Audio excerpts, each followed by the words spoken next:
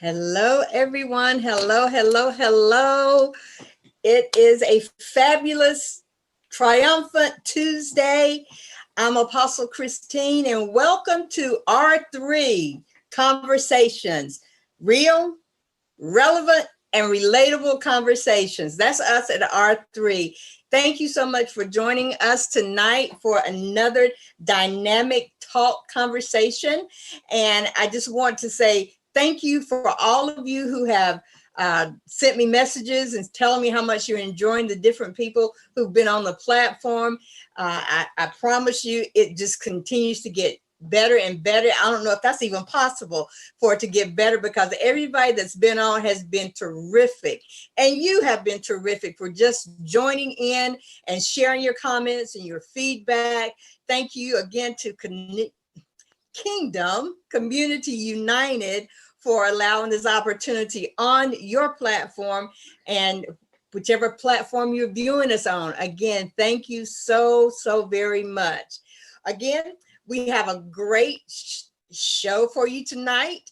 It's funny saying show, right? I'm so used to doing things in terms of ministry, and you know that's not a show, right? You know, ministry is not a show, but this is a talk show, and I'm excited about it. I'm excited about you. I have a very wonderful guest with me tonight on the platform, and I'm going to allow him to tell you a little bit more about himself as we get a little bit further into the discussion.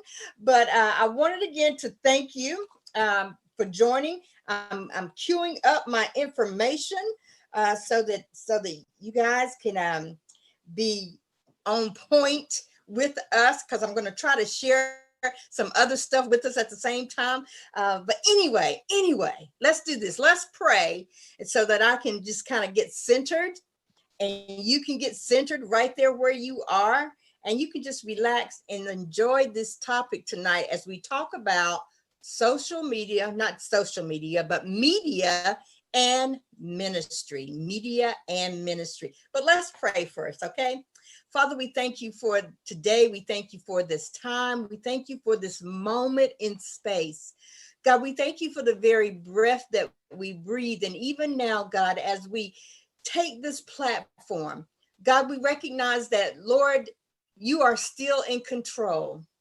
You always have been and you always will be.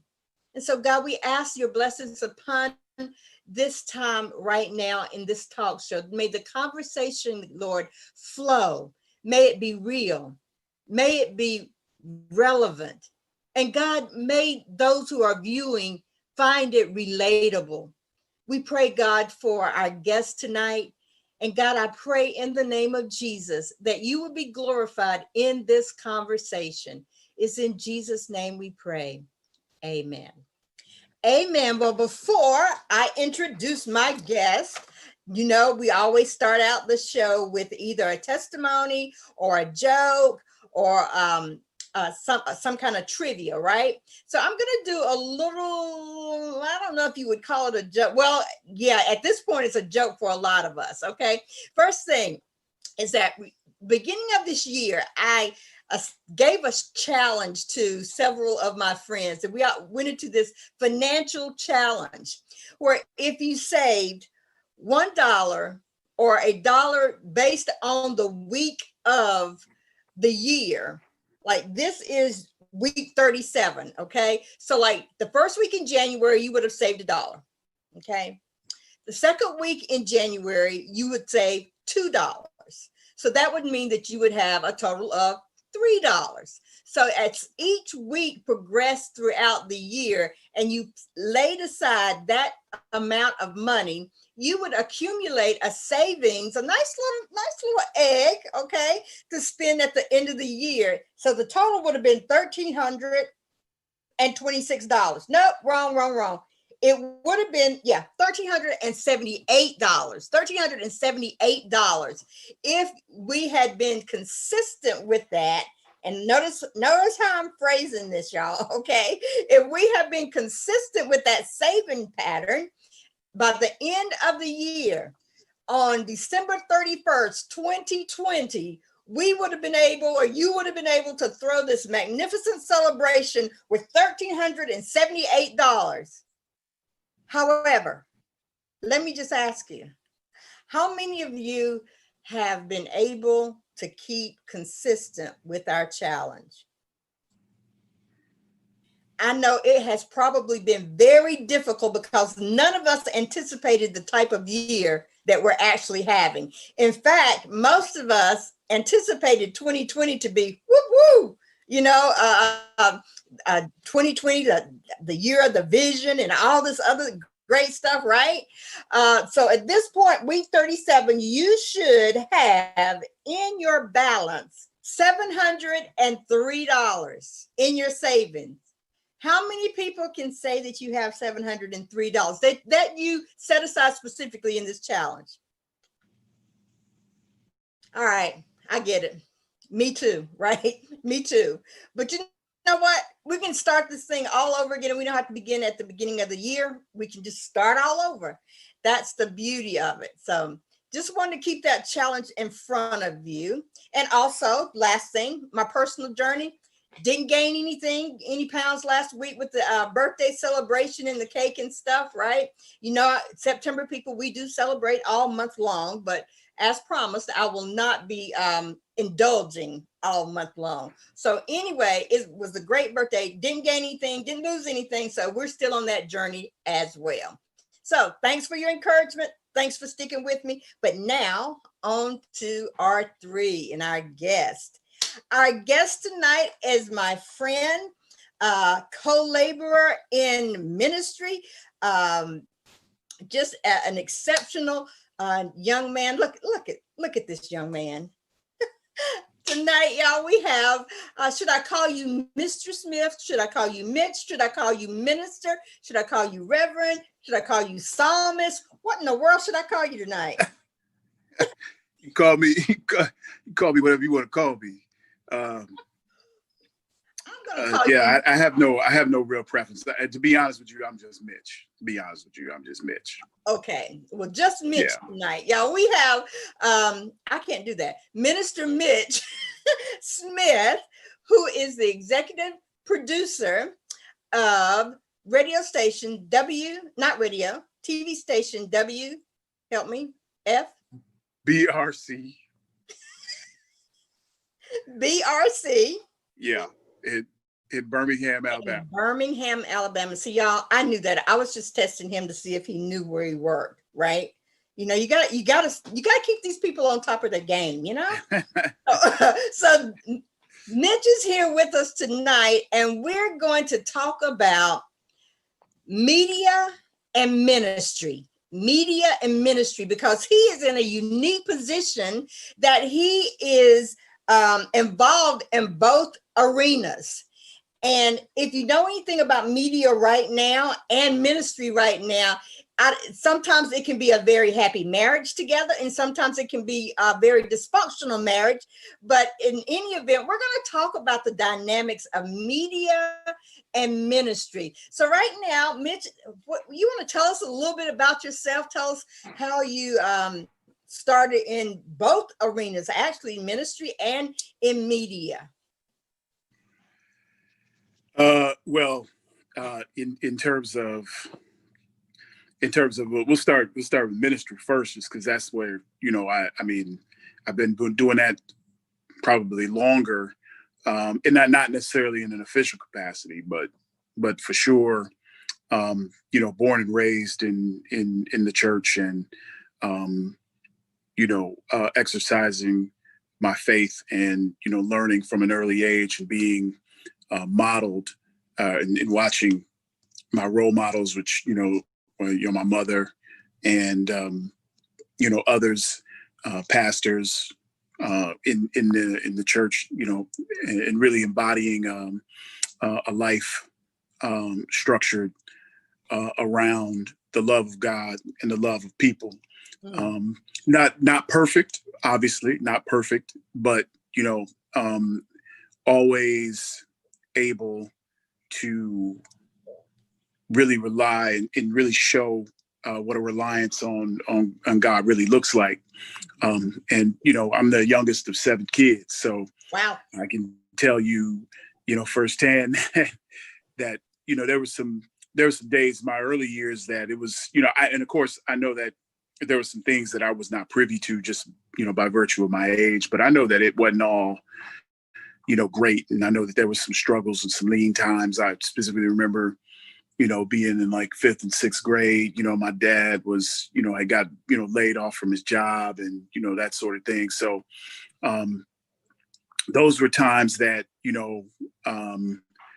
that in hindsight and looking back on it you know, years ago, it was definitely a faith walk for not only, my parents, but, for everyone in our family. So, seeing that growing up and experiencing that growing up, and being able to grow up in that way and being able to really come into the knowledge of God myself, and really being able to see myself in God as well, and be able to understand and come into an understanding of what it really is, what it really does mean to be a follower of Christ, what it really does mean to live a Christ-centered life, to live a life that is modeled after Christ. So,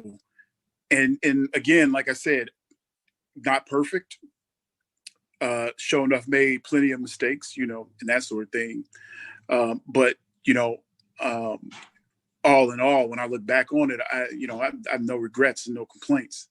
And again, I think that was, due in large part to the understanding that I have of who I am in God. And, I would tell anybody that I'm incredibly blessed, incredibly blessed. I know no doubt that if I were not, if my faith were not strong, and if I were not involved in what I'm involved in terms of ministry, that there's no telling where I'd be, to be honest with you. As far as the media is concerned, I kind of grew up always somewhat fascinated by television. Not necessarily not necessarily producing television, but I was I always watched TV, cartoons, and sports and all that kind of stuff. So that that was kind of what my focus was. Just I kind of developed a love for sports and whatnot. Is watching the various sports on television, and it kind of seemed like a perfect segue. There was when I was in high school, back in the 80s. There was a program that I had at my high school that allowed us to do vocational education. Mm-hmm.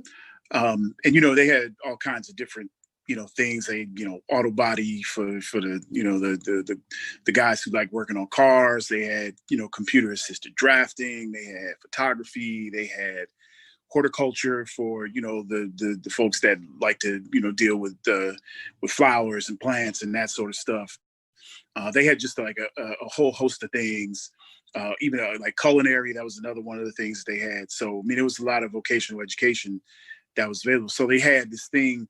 They had this section called media specialist. I thought that was interesting, media specialist. So I kind of did a little study on it, just leading up to my junior year in high school. Excuse me. Which was, I had to kind of decide which way I was going to kind of go. And I was like, wow, this seems kind of cool. And so the program that I had, went through, learned basically, looking back on it now, is a basic rudimentary knowledge of what television production is. It's cameras, it's lighting, it's, that sort of thing. So, I mean, it's not, nobody's, getting ready to be on the news or anything like that at that point, at that stage. So you're just getting a kind of a cursory knowledge of what it is and what it takes to, learn the basics of TV. So the one thing that I did notice though is that, and my instructors noticed, is that I kind of did well. As a matter of fact, I excelled there. They had a little, a little thing that they had, a little program that I, was one of the co-hosts for, and I thought that was kind of going to be my path, just kind of being in front of the camera at that time, because it seemed like I was, somewhat natural, kind of comfortable in my own skin as it relates to, talking in front of the camera. Was never really nervous about anything like that, but and then went away to school, for a couple years in Alabama, at an HBCU, Alabama A&M. So that was interesting. Didn't really learn too much more about TV, which is one of the reasons why I ended up leaving. That's another story. But I ended up coming back home, and I'm from the Chicago area, so I went back home, and I was trying to figure out, where I was going to go, and there was a school that I wanted to go to, but I wasn't able. Something happened, snafu, whatever happened. I wasn't able to go to the school that I wanted to go to, but my mother encouraged me to go to a different school, and it's funny how your mother has so much wisdom, and it's so rich at times that you have no idea what I said. Your mothers have so much wisdom. At the time, and at the time I think I was maybe, how old was I? Oh, I just turned, I think I was turning 20 years old at that time. And so you knew everything about the world, right? Well, no, not everything. I knew, put it like this, I knew enough to be dangerous. I knew enough to be dangerous. So at least I thought I did. But ended up transferring to a school that really wasn't on my radar. But one of my cousins actually had went to the school, and lo and behold, to me, turned out to be the one of the best moves I ever made in my life, going to Columbia College of Chicago.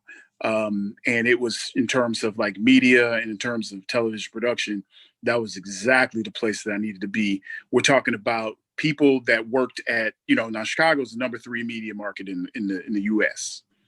So it's a large media market. You have now in the Chicagoland area, surrounding areas, the metropolitan Chicago area is probably close to 8 million people.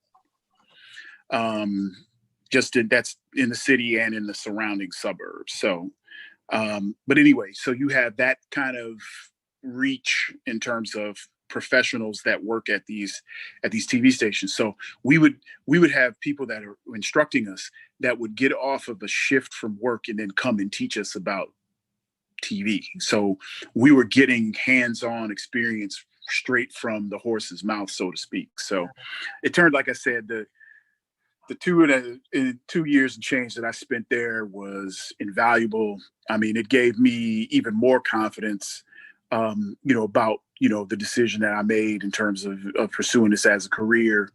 Unfortunately, I didn't learn that until I was close to graduating, that, there's really not a lot of money in media to start. So, you kind of have to start out small. At that time, I still kind of was thinking about whether or not I wanted to do like a on-air thing, because I was convinced that I was going to be, a sportscaster and be on TV and coming into people's living rooms, all of that. The thing that's interesting is that, like I said, I had enough brains to be dangerous. I thought, in my own ignorant, self-centered way, so to speak, that I thought I was good enough that I was going to be on TV in Chicago right away. Like, how could they not want me? I know I'm good, but it doesn't work that way. And I had to learn that kind of the hard way. There was also there there are hard truths that we all face in our lives. And, that was one that I had to learn, a lesson that I had to learn. It was like, oh, okay, this don't work like this. All right. So now I gotta regroup. And so I just kind of, after graduating, just started working part-time. And I worked part-time for like 2 years at the first station, little tiny local origination channel called US Cable, which is now defunct. And that was, I thought, that was the greatest thing ever, working, 4, 5, 6 hours a day. And because, again, I didn't know any better. So then I worked, like I said, worked there for 2 years, got promoted to a full-time position, benefits, the whole shebang. At that time, I'm like maybe 25, just kind of like really in the infancy of my career, so to speak. And, ended up, meeting my wife there, or actually reconnecting with my wife there, because I actually met my wife when I was a sophomore in college. But I'm glad you cleared that up, because she is watching right now. I'm glad you cleared. Yeah, I know. Shout out to my boo. But anyway, I ended up reconnecting there, and then got an opportunity. A friend of a friend kind of had a recommendation, or there were some openings at the place that she was at the TV station she was at, which was actually in the suburbs of Chicago, and it was a 24-hour news channel. So I went and kind of worked there, did like the entry level thing there, got put on, got promoted like twice at that place before I left there, and then just like in probably sometime in like 1998. Late 98, I did something, filled out a thing for a headhunter. I didn't even really know what I was doing, to be honest with you. Just filled it out, didn't think anything of it. And then I got a call, and this is like probably the start of like what the real career was for me. Got a call to come interview at ESPN. The ESPN, the big ESPN in Connecticut, where that's all they do is sports. So it's like, wow, okay. They flew me out, paid for my plane ticket, had, got me, a little car, picked me up from the airport, dropped me off, had the interview, drove me back to the airport. It was a day trip, flew back home. So it was, I was like amazed and stunned. You feeling good, right? You feeling good about this? Right, I'm feeling good about this. By this time, I'm married. I married Shauna. We had just had, my oldest son, who'll be 22 in December, and so he was probably literally 3 months old when I got this interview, and I was just kind of like, wow, it's just kind of, I don't want to say it fell out of the sky, but it just kind of seemed like it did. I knew that, that was nobody but God. But so I did it. I really didn't think much of it. They called back and they wanted to hire me. And to show you how foolish I was, I actually thought for a minute to not go. And what? Thank God, for my wife, because she was just like, you just need to go, man. And so I was like, okay, well, I'll go, because I didn't want to. The thing is that it was good money. It was more money than I had ever made before, but it wasn't enough to really make a big difference for me to move cross country and take my wife and kid, at that time, Well, I know, but I mean, at the time, it's like, still, stuff costs money, at least that's, my thinking.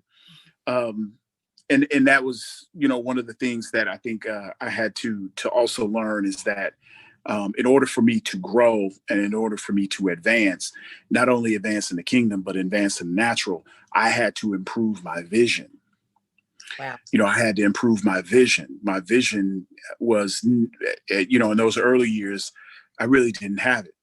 You could say that, I was legally blind, spiritually blind, in relation to that. So, yeah, I mean, that was the start of like the apex of, kind of me being a career person, because, that's the one thing. And anybody, that knows anything in terms of TV, that when you say ESPN, those four letters, they automatically get people's attention.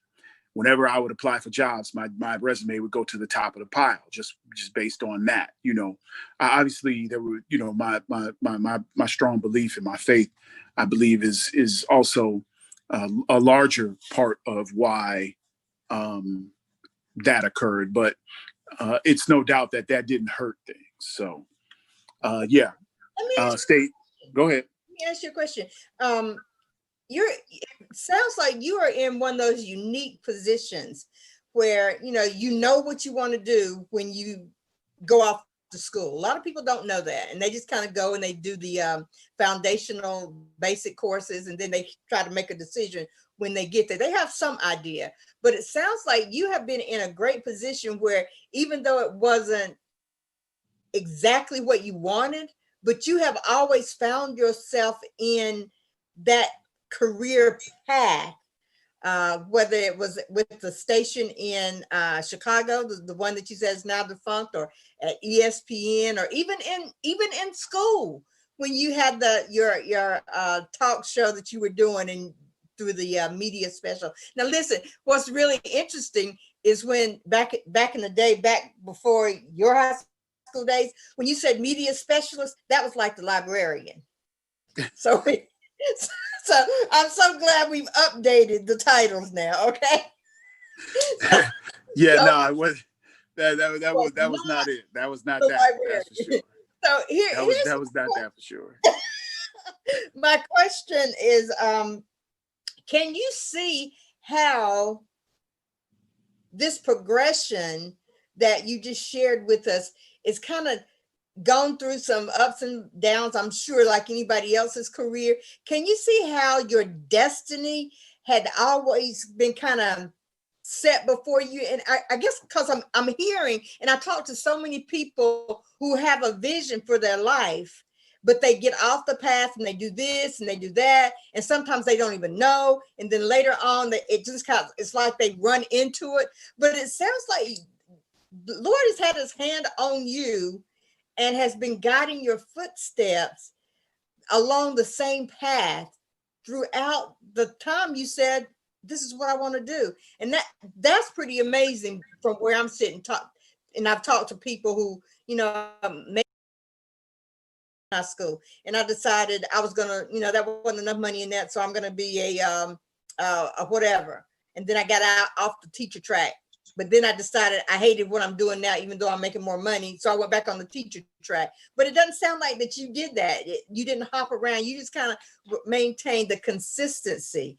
And am I off on that assumption? No, not at all. I think, like I said, I'll say that, once. Well, it's interesting. We're all different people. We all reach our destinations differently. Our journeys are all different. It's not only the journey, it's not only journey to the destiny, but it's also the journey to the discovery of the destiny. Wow.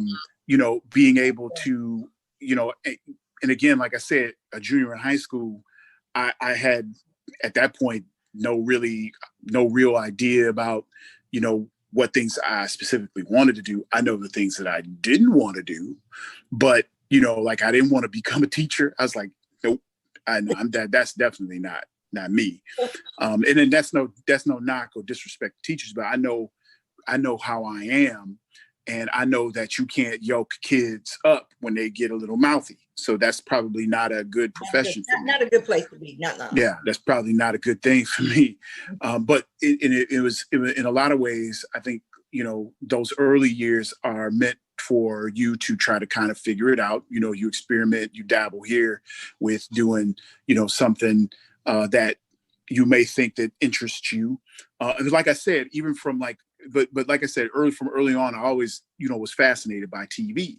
I wasn't really drawn to, it was like TV and sports. That was like the only thing. I mean, did I want to be a professional football player? At age 16, I think every, man, every kid that plays football probably is dreaming of playing professional football. But, that's unrealistic, obviously. So I think when I figured that out, or when I found the program, my junior year in high school, and started doing it, and actually started seeing that this was actually a something that was positive. It was something it came to me easy. That was the other thing too, is that I didn't struggle, with this like I struggle with math, or that I struggle with Spanish, or, I struggle with any other subject. Pick one.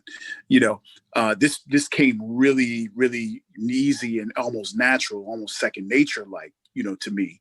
And that was one of the reasons that made it easy for me to make that decision to do that. And so the other thing too is that, the instructors that I had all in each step of the journey were also very supportive. They were also very instrumental in building up my confidence, just to be able to do that.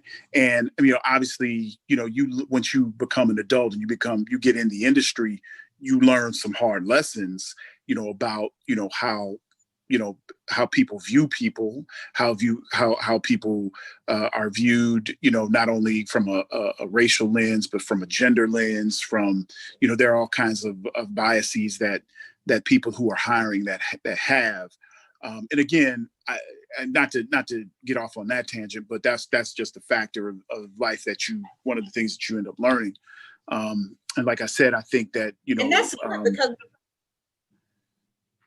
I was saying that's good. We want to explore that a little bit as it relates to media and ministry. So that's a good segue into that, because there are some the belief that there are some biases when it comes to the relationship between media and ministry, or the ministry that's in the media, and how the media spins sometimes the stories about ministries, and they don't highlight ministries that are actually positive, but they highlight ministries where you have some issues, and make it big. And I guess that could be with anything, but since you have both the expertise in the area of ministry and media, that's probably not a good assumption on everybody's part that's in the ministry field. I'm sure if we were in politics, you'd probably hear the same thing about how media spins political stories, or if you were in the whatever arena. So right. Let's talk a little bit about that media and ministry, that relationship, and just how important it is right now that there be a good perspective from a ministry, because there's been an explosion in terms of ministry having to utilize more specifically the social media right now, and how social media is not the media that you per se have the expertise or that you're involved in right now, but it's almost like the little sister. So this is the little sister of the big conglomeration of TV. And when I say media, does that also include radio? Does it include social media? Does it include music industry? It includes, when I think of media, I think of any type of communication that is centered on relaying a message for commercial purposes, typically. Now, I'll try to answer because you gave me a lot there to chew on. So, as far as the ministry piece in terms of the coverage, whether it be positive or negative, the truth of the matter is that in a lot of cases, negativity sells. And that goes without saying, I think, but we've been trending in that direction for several decades now. It's never, you can trace this back to You know, the Jim Baker, Tammy Faye Baker scandals of PTL, Yes. when, you know, people really started to examine and shine a light on in what a lot of people perceive to be as hypocrisy from those who are in church leadership. Now, now there are millions of churches across this nation, across this world, and the overwhelming majority of them do great work, do awesome ministry work, do really positive work to feed people, to provide things for people that they normally would not get when the social safety nets aren't able to catch them. But there is a growing you know, I that's where I mentioned the negative sales. People are nobody you know, bats an eye when you do something good, because the perception is that's what the church is supposed to do. That's what the church is supposed to do. So, but that's again that so you can take that for however you want to take that, I guess. Me personally, I know that at my station that I in a position of leadership and a position of management and a position where I'm able to kind of dictate how we cover things. You know, I try to make sure that we remain there. There's a level of fairness, and I just try to deal with the facts. I don't try to let my biases get in the way. I try not to allow any of the other stuff to kind of cloud my judgment as it relates to the external stuff.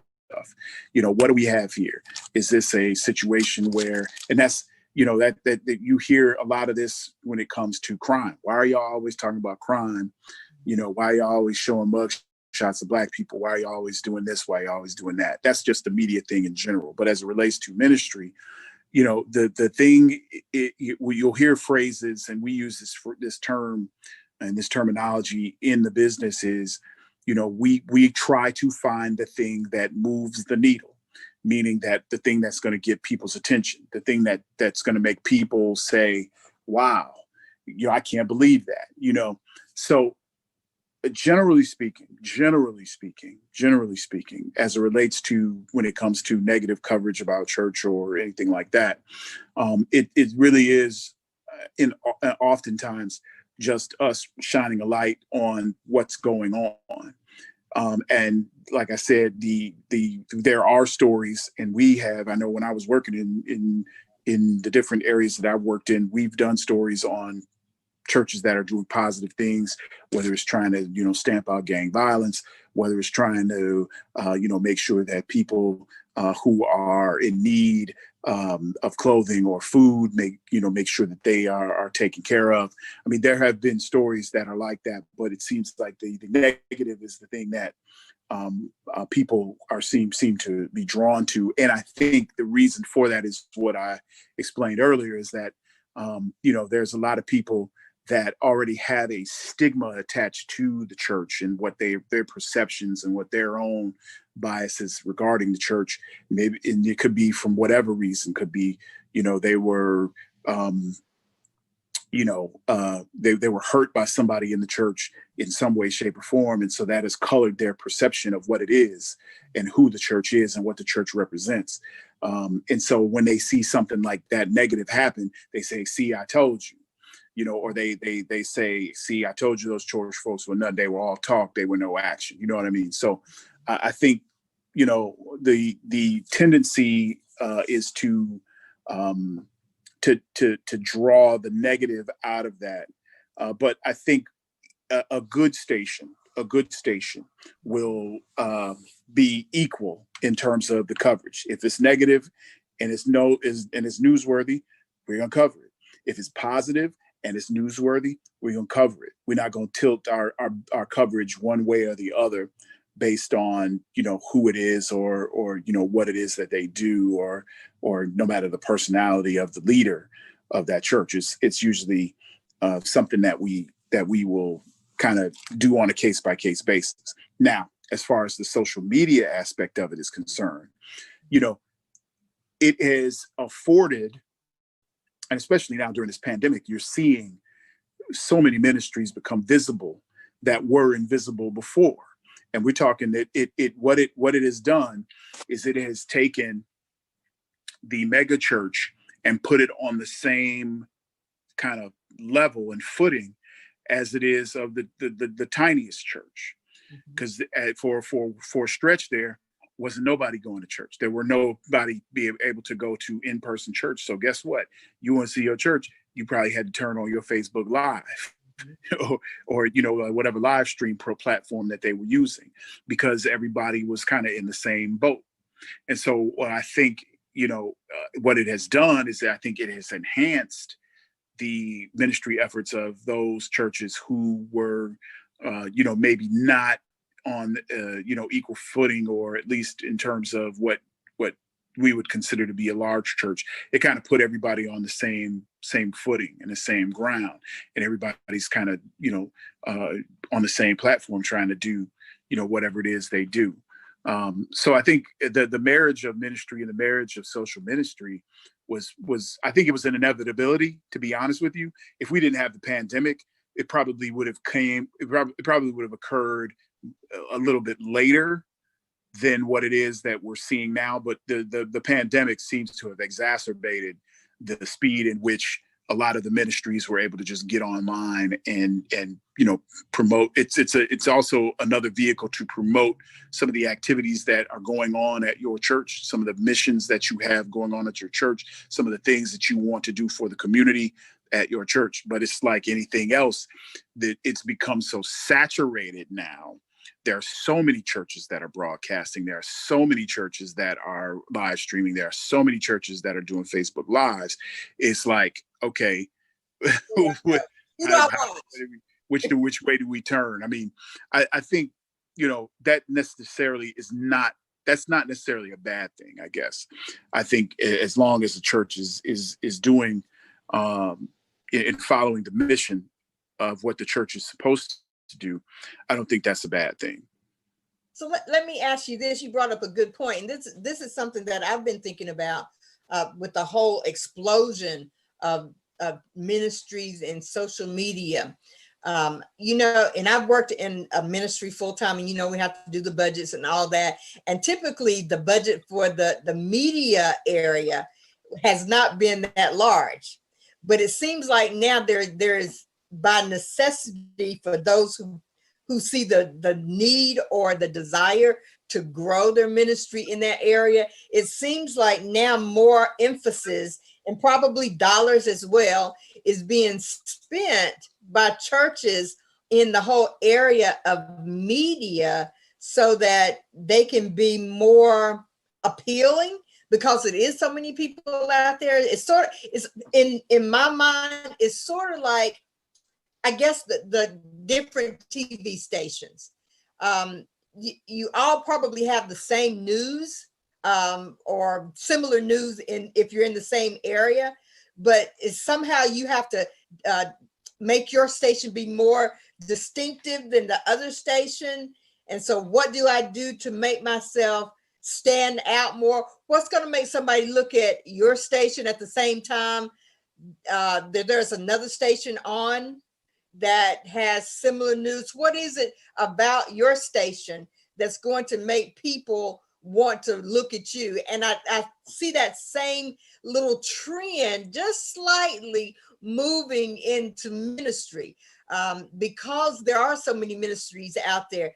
On Sunday morning, I mean, it's a smorgasbord. You can lay in your PJs. You don't have to get up. You can sip coffee. You can do whatever you want to, and it's like the remote control. You can just click it, and even now, I mean, on this platform, I love Kingdom Community United. It's 24/7, 365. So anytime you hop on here, you can see ministry.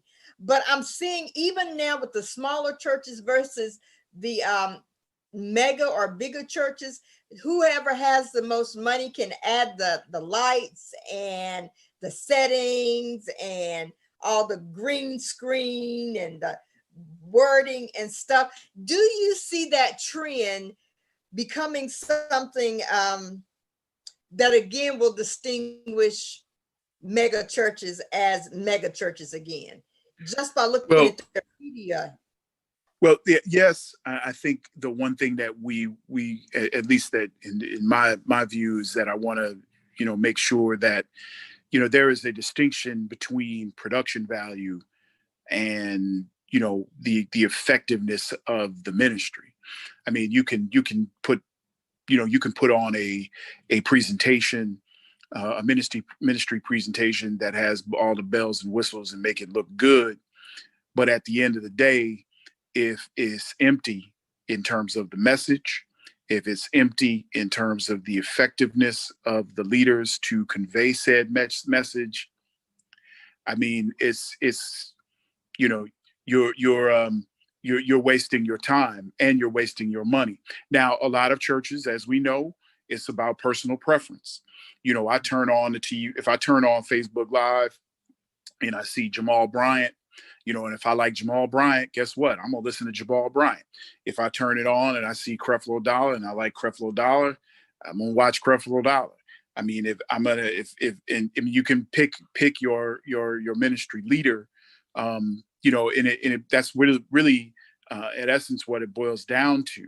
And I think one of the things that has encouraged some of the smaller ministries is that, you know what, I hate to use this phrase because I don't believe that at the core of it that's what it is, but it is competitive just in terms of trying to attract viewers. Right. Because that's what TV ratings are based on. It's based on attracting viewers. So what way can you attract viewers to your ministry? Yes, it's about the word, and it should be about the word, and it should be about the nothing but it, but it should be all about the word. But at the same time, you are on a crowded landscape, and you have to do something that make you that will help you stand out apart from people. And there are some who will just say, listen, I'm not trying. We're doing this because we love people. We have the love of God in our hearts, and we want to make sure that people have access to the word. I'm not trying to get it. I mean, I know for a fact that there are some pastors who are not really into the whole, bells and whistles thing, trying to, they just want to make sure that their people will be able to see them, participate in ministry and be able to promote the word. The word should be the thing that is getting promoted, obviously. But again, it's like anything else. You called it a smorgasbord. That's exactly kind of what it is. It's just like this huge menu, this huge table with all kinds of different stuff on there. And again, when you are in a smorgasbord, you can go after, you can try to sample everything, or you can go and concentrate on the thing that you like the most and just deal with that. So you can't eat everything on the. You're right. You can't eat everything. You can't even really try to sample everything either. So I think that the danger in that, and it's I think a lot of ministries are well to try to get themselves on social media to kind of, like I said, promote the word and kind of let people know that, hey, in this community, if you are, in need of prayer, or if you're in need of anything, you can, we are a destination for you. But at the same time, I think there's such an inundation of ministries on social media and in various platforms that, the landscape is so crowded. People, it starts to get somewhat distracting for people trying to find where they're supposed to go, and then the message gets lost in that. And I don't think that that's something that God wants, because I know for a fact that He doesn't want the message to get lost in that. So it's a thin line. It's a thin line. You got to really know how to do it in a way that gets you what it is that you're trying to do. And here's the thing, there are some that are just trying to get, they're trying to get publicity. They're trying to get their name out there. They're doing it for the wrong reasons. Yeah. But, there are some that are doing it for the correct reasons, and I know for a fact that there are several that I know personally that are doing it for the right reasons. They are interested in the salvation of mankind, and the souls of humanity, so to speak. So, and they are doing that as a service to people, to let them know that, you know what, this is a place where you can come and you can get the word, and you don't have to worry about a whole lot of other foolishness. And you hit the nail on the head, because I'm a part of a group who has a specific mission to infiltrate and basically take the world back for Christ. And we have a Facebook page, and many of the people who are members on that Facebook page will contacted me and said, "Hey, why don't you share what I'm doing? Why don't you share what I'm doing, my broadcast?" And I said, "Look, that's not why we're here, because most of the people who are on that page in this group, we're all in groups. That's the other thing on social media. You can have the same people in 10 or 15 different groups, and they're all sharing stuff, the same stuff, to the 15 other different groups. So when we established this group, we said, all we want on this page, the bulk of it needs to be original programming, where people can come and get an original program that they will not see in 7 different other places. So it can be their landing page." And they said, "Well, you won't get very many viewers or likes. You got to always put something on the page." Like, no, that's not the purpose for this page. And that whole concept of, no, I'm not going to post your post that's in 75 other groups on this page. That's not what it's here for. If you want to come to the page as a member and scroll and see some original programming that's not on any, because once you put it there, you can't put it anywhere else. You can't share it anywhere else. And they're like, I don't know how that's going to work. I don't think that's going to work. It doesn't work, because now you've adopted the mentality that you got to share it everywhere else, rather than going to a place distinctively set apart for this. And it has been a challenge. And I don't know how many times I've had to explain to people, why don't you show my stuff on your page? Well, unless it may not be all original, but if that person is not trying, like that you were saying, pastors that's not trying to promote themselves, or in a bunch of different groups, and it distinctly hits one of our 4 main points on the group, then I might say, okay, yeah, this needs to drop, because it has the world vision.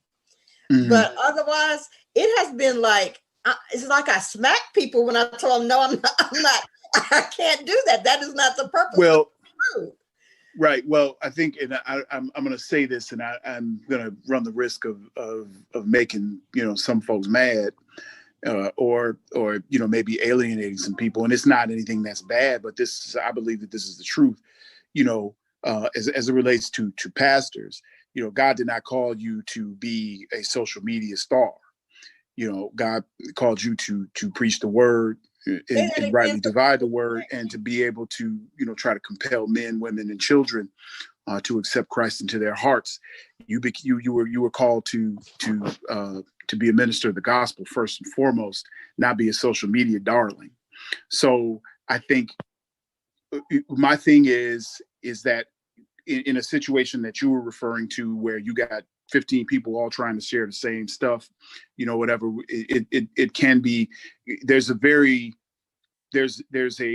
tendency and a danger in becoming an echo chamber. Yes. Where you are hearing, the same thing from the same people over and over. And we always hear that the church should never be about what's inside the 4 walls. The church should always be about taking what's inside the 4 walls out to the world. So, again, it's a delicate balance. I mean, I'm not foolish enough to think it's not effective. It is what it is. Yeah. It is what it's designed to be. It is a tool to assist you. It is not to become a crutch that will allow you to kind of do whatever it is you're trying to do. And again, like I said, I think that, one of the things that is important for a lot of ministry leaders to consider is saying that, using it just as that, this is a tool, this will enhance my ministry. This is something that will help my ministry, but this cannot be the center and focus of my ministry, because I can't worry about, the likes or, the shares and all of that other kind of stuff. Because if, the God's honest truth is if you are doing what God has commanded you to do, and you are doing what God has commissioned you to do, then you should be fine. Like I said, it's going to be something that will enhance. It won't be something that will take away negatively. It'll be something that'll be used as a tool to help accentuate your ministry, not dominate it totally. Perfect. Well, our time is winding up. I see that we have about 3 minutes left. Yeah, it went by really fast. Really, really fast. Thank you so much. It's been a great conversation, and hopefully I can have you back on the show at a later time, because I really didn't get a chance to dive into the other part of your ministry, and that's the ministry of music that you share with your entire talented family. Your wife on the spontaneous worship celebration that we did last Saturday. She came in and blessed us with her melodic voice. She does a lot better than I do. No, did she tell you the song that I want you to learn?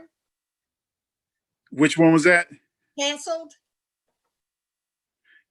You got to send it to me. Send it to me. You just send it to me. Okay. I'll take a listen to it. Hey, you guys, Minister Mitch, executive producer Mitch is also a psalmist that has an absolutely beautiful voice. He and his entire family are musically inclined, and not just inclined, but are anointed. I'm telling you, maybe we'll be able to do a Smith's Day on the talk show. Don't do it. Yeah. Listen, if you could convince my wife to do it, I might be for it. I got a feeling that she may not want to do that. So I said, look, you can come on tonight. She's like, no. But she did come on Saturday. Blessed us in the ministry of music. I'm telling y'all, if I can y'all pray for me. If I can pull this off, this would be major. Because I'm telling you, the entire family is awesome. They're blessed and anointed by God. I'm telling you, really, really, really, really. So we are down to the last minute. Minister Mitch, thank you for your expertise. Thank you for your wisdom. Thank you for taking the time to come on. And I pray that this won't be the last time, and that it has been a blessing for you like it has been for our viewers. Yeah, well, thank you for having me. And anytime you want to talk to me about anything, like I said, I'm kind of I don't want to say a know-it-all, but I'm well versed on many